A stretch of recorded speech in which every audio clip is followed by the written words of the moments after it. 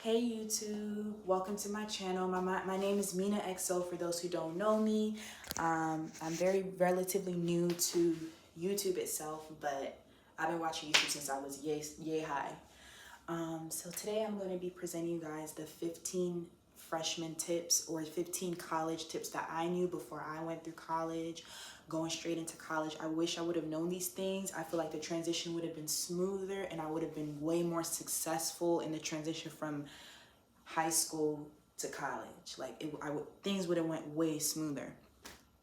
Rule number one, or tip number one, is to get, I wish I would have got more familiarized with my classes. So coming straight from high school, going into college, you're not gonna have that structure, that mom knocking on the door telling you to wake your ass up, or your dad knocking on the door telling you to wake your ass up, auntie, uncle, grandma, grandpa, whoever it was that was waking you up. You're not gonna have them to wake you up. It's gonna be your phone that's gonna be waking you up, your alarm clock, yourself. Luckily, if you have a roommate and they notice that you're falling asleep, they can wake you up, but it's all on you. So get familiar with your classes. Know, okay, I have 2 classes Monday. I know I have 2 classes Monday. I know I have this class Tuesday, Wednesday, Thursday, Friday, so you can plan and you don't miss anything.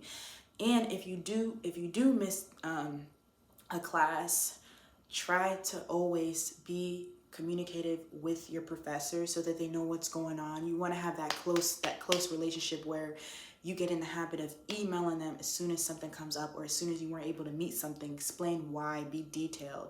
Don't just blow it off, because blowing it off will get you in a bigger hole, I'm telling you. So be very familiar with your courses, your classes that you're taking Monday through Friday. Know how many you're taking. Get familiar with your schedule, with your class schedule. And that pulls us into tip number 2. Do not overload yourself. I know that it may seem like, oh, college is easy. I can handle 7 classes. I can handle 6 classes. No, even if it takes you longer to get your degree, do not overload yourself, because you will get stressed out. You will get stressed out. You don't know the extent and amount of work one college course can have on you. You have to. I recommend taking 4 classes, not 6 or 7. You're going to get so overwhelmed by taking those 6 college courses, and it's gonna get overwhelming. Taking 4 and then enrolling in the summer session, where it's summer school, where everybody's on vacation, you can take maybe 2 classes to get that crossed out of what you need to graduate, to help you get towards your degree. So do not overload yourself. It's only going to cause stress, and it will be a recipe of failure and disaster. You're not going to put as much time and dedication as you can into your courses if you overload yourself. Which brings me into step number 3. Step number 3. Know what you want to do. Don't just choose a major because you want to make mom and dad happy, or you want to make your family happy. If you're on an athletic scholarship, go in the general major, I know there's majors that's undecided, where you're basically focusing on your prerequisites. In college, your first 2 years are going to be your general classes, and then the next 2 years will be your actual major classes. You'll go into depth into what you're studying.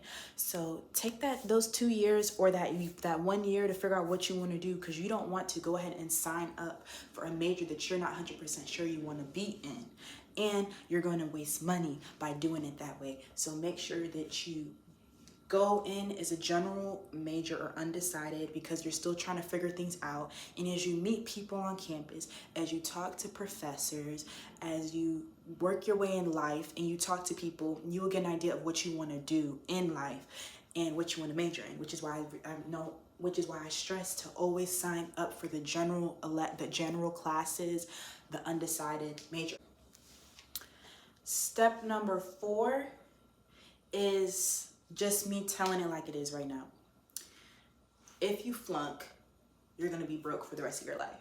Okay. Now, I know a lot of people would not agree with that statement with me, but I was just simply being a little bit harsh and dramatic to add the importance of, going through with your academic success and taking it seriously.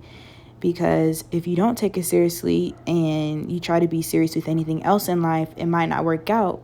You know, we all make mistakes in life. I get it.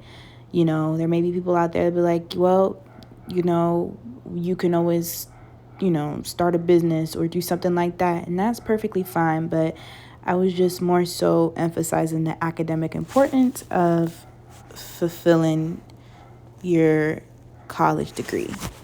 Tip number 5, keep track of your financial aid.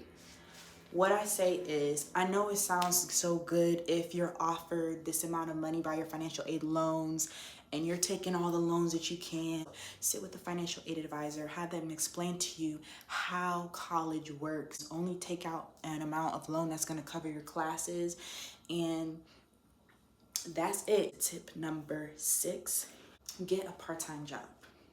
Now, when I was in college, where I went wrong, I kept sitting around, why am I broke? Why am I broke? Why am I broke? Even if it's 20 hours a week, even if it's in the student center, even if it's Wendy's, even if it's McDonald's, get a part-time job. You can find time within your week to get a part-time job, to even work. Dedicate that time to get you some pocket money to, because I know when I was in college, we had to pay to wash clothes. You could use the money that you're getting your part-time job for clothes, for snacks. If you pay your own phone bill, you can use it to pay your own phone bill, to put gas in your car if you were able to bring a car, if you have a car with you. It's just good to have that monetary fund rather than you sitting around not having anything while all your friends are getting stuff. And it don't matter if people's parents and family members are giving them money and they don't gotta work. It's your life, your time pocket. Get a part-time job, apply, go to places in your free time, knock on doors, be like, are y'all hiring? You know, I don't have any experience, but I'm willing to work this time. I'm dedicated. I need this part-time job while I go to school. You know, definitely recommend getting a part-time job though. That's very important. That's where I went wrong, because sitting around thinking about, why am I broke? Why am I broke? Whole time, all I had to do was get a job. That's it. And which brings me into tip number 7. Stay focused. Try not to get swept into the influence, drugs and alcohol. I can go on and on about that. Now, as someone that went through that with drugs and alcohol, I would definitely say that shit really will distract you in life. And if it's distracting you, you gotta cut it out. The goal of college is to find a job so that you can support yourself in life and take care of yourself, because when you get old, it's literally like this. Life is literally from baby all the way to the age of 100, if you're even blessed to make it to 100 or more. You support yourself from adulthood all the way to death. You know what I'm saying? It costs money to be buried in the ground. It costs money to take care of your parents. All those people in your life that was taking care of you, they're not going to be on this earth forever. So you have to put your big girl panties on, put your big boy drawers on, and handle what needs to be handled. And nobody probably told you this, but yes, what I'm saying, it probably might help you. It probably might not, but it's going to take experience. So back to the drugs and alcohol, yes. Smoking weed and drinking alcohol, those things can have a big effect. Some motherfuckers turn motherfucking junkies in this bitch. You know what I'm saying? You gotta keep a level head. I'm not saying not to do that stuff, but you gotta keep a level head. When you know that it's Monday through Friday, stay away from it. Try to leave it for weekends. If you're gonna do it, try to, you know, leave it for the weekend time where you know that you don't have to go to class, and you know that if you do turn up, you're not going to be in jeopardy of missing your class. Like you have to really discipline yourself like a drill sergeant, like you're in the freaking military. Like you have to really freaking drill yourself. Tip number 8. I recommend putting yourself into clubs. There's so many sororities. You can run for to be Mrs. University or whatever. You could do anything. There's so many clubs you can be a part of. If you're interested in social justice, you know, you can try to look for clubs that are involved in the community or involved in, you know, food drives and stuff like that benefit the community. Or if you're into athletics, train yourself. And you're interested in athletics, train yourself. Talk to the coach of that team. Be like, hey, I'm interested in this. What do you recommend me so I can try out and be a part of your team? You know, if you're interested in athletics, If you're interested in band, talk to the band director, send him an email, send those people an emails that run those groups so you could be a part of it. Definitely being social puts you out there. It keeps a positivity on there. And you know, when you have an image, you don't want to tarnish it. So it'll keep you to be positive, maintain your image, be professional. Tip number 9, try to find family.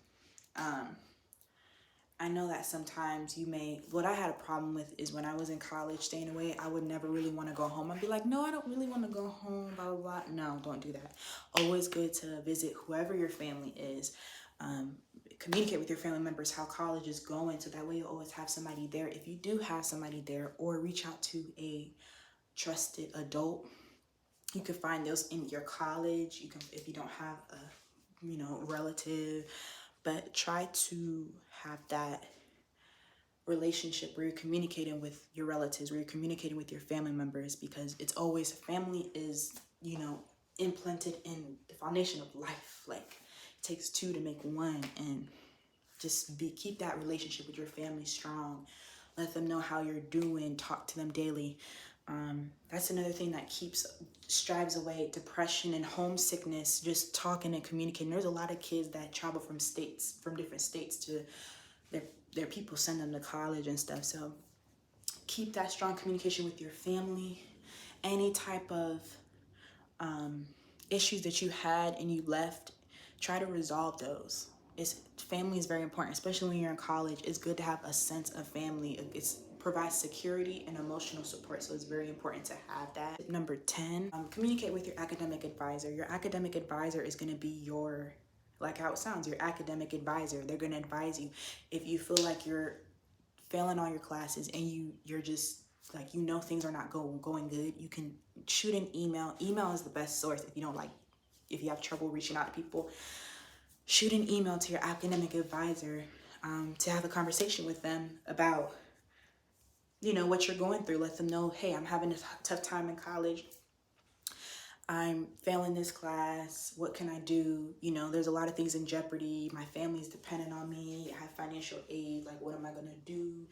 Reach out to your academic advisor. They can do the best with advising you on your next steps about what you can do in college. Step 11 is safe sex. Now, practice safe sex. I'm not talking about because it's going to cause pregnancies, but just for the simple fact that motherfuckers in college can be very dirty. There's things like STDs, HIV, AIDS, like pregnancies, and it's just important to be safe and to wear condoms if you're going to be having sex. Then it's important to wrap it up. Protect yourself down there. Know that there is protection out there. And that brings me to step number 11. No, step number 11? And step number 12. Get your annual checkups. Even after you've had sex, go to the health center or the clinic. Look for low-cost clinics around you. We're in college. We ain't got it like that. Go to low-cost clinics. I know there's Planned Parenthood. There's a lot of health clinics for students. You may have a student health center. I don't know if they charge a lot, but get checkups. Get regularly tested.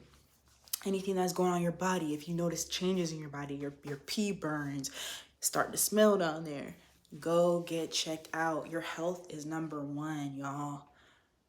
There is help out there. I'm telling you, if you feel like you need to get checked out or you need to get your body checked out, get that shit checked out.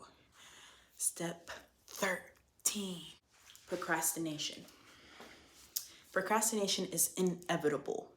Okay, we all procrastinate. We procrastinate when we say, hey, I'm going to take those extra 10 minutes from my 7 o'clock alarm when I know I got to be at work at 8 o'clock. I'm going to sleep in for 10 more minutes just because I'm tired as hell. We all procrastinate, which is why I said about 50 alarms. But we all procrastinate. But the issue with procrastination is that it can contribute to failure. And when I'm procrastinating that I'm going to wait to do my assignment, I know that shit's not going to get done on time. If I wait till 11 o'clock to do an assignment that's due at 11:55 p.m., that shit is not going to be the best work. It's going to be rushed because I'm trying to get that assignment done in 55 minutes, 54 minutes. So this is why I know a lot of people in college, they like to have study groups with their friends that will kind of guide them and navigate them and force them to do their work. So, you know, if you and your friends link up sometime in the evening, Monday through Friday, to go to the library and do your homework, that will definitely help you get your homework done. That's why it's good to find positive friends, which brings me to tip number 14. Surround yourself with positive, like-minded people. Because when you surround yourself by like-minded people who have the ultimate goal of graduating and being successful, you're gonna get into the habit and being with them and studying and doing your homework, and you know, just be with like-minded people.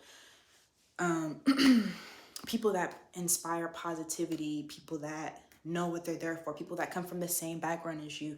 If you have friends that, you know, might come from the same background, parents that want them to succeed, or first generation college students, stuff like that, like, surround yourself with like-minded people. They will inspire you, and they'll motivate you, and you'll keep each other going for success. Step number 15, I would definitely say, is be safe.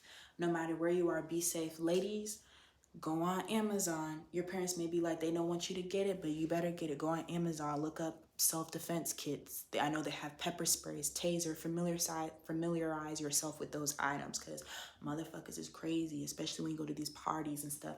You might think pepper spray won't do shit to won't do anything to someone with a gun, but it will definitely protect you. Get you some pepper spray, get you a taser or a pocket knife, because people's crazy, and just because other people are crazy, you could definitely get crazy too. But nah, familiarize yourself, be safe.